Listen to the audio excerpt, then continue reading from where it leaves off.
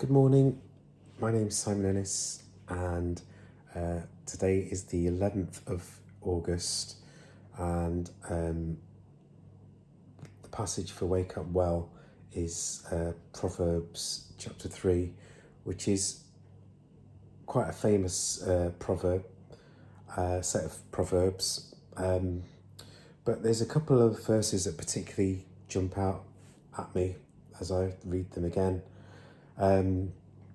So the title from the NIV for Proverbs 3 is Wisdom Bestows Well-Being. My son, do not forget my teaching, but keep my commands in your heart, for they will prolong your life many years and bring you peace and prosperity. Who doesn't want that? And the Bible, written, especially the Old Testament, mainly referring to boys, is just the way it was. Maybe if it was written today, it would say my child rather than my son. So verse 3 of this Proverbs 3, let love and faithfulness never leave you. Bind them round your neck. Write them on the tablet of your heart. Then you will win favour and a good name in the sight of not just God, but man as well. Trust in the Lord with all your heart and lean not on your own understanding.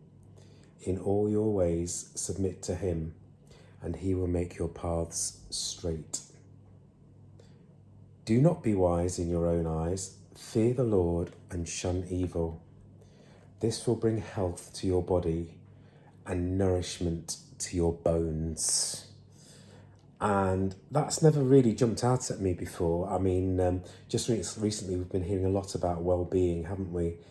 And as I was reading this passage, part of the profession that I was in, you used to examine people's bone marrow to see why they were not able to sustain their level of hemoglobin that carries the oxygen around your body. Looking at lots of different facets, and sometimes people's bones were just like, for want of a better phrase, dry. That's where a lot of your blood cells are produced, and people because they were ill, just weren't producing enough, or sometimes none at all, red blood cells and white blood cells.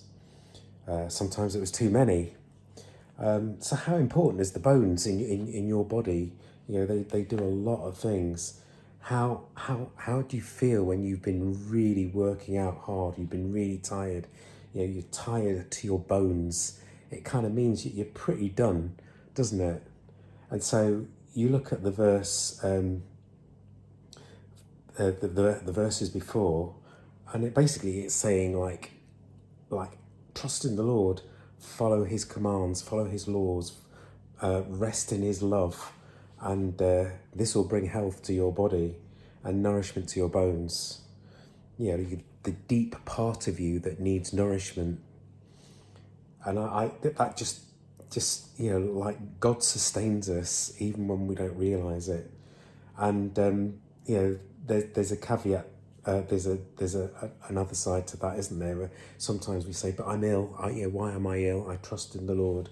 And then I was like thinking, well, Job was pretty sick. He was pretty fed up, and because he was sick, he felt really down. And his friends came to comfort him, and we know the backstory going on in heaven at the time. But obviously Job didn't know that. And he stayed faithful to the Lord regardless. And that was an encouragement to me, because he, despite everything he was going through, stayed faithful and trusted in God, even though he was like crying out. And in the end, Job got back twice as much as he had before. He was already a wealthy man, and then when his family, his cattle, got taken away, he got blessed with even more because he'd stayed faithful to God. So I guess the message is like, stay faithful. you know, and listen to what God's telling you.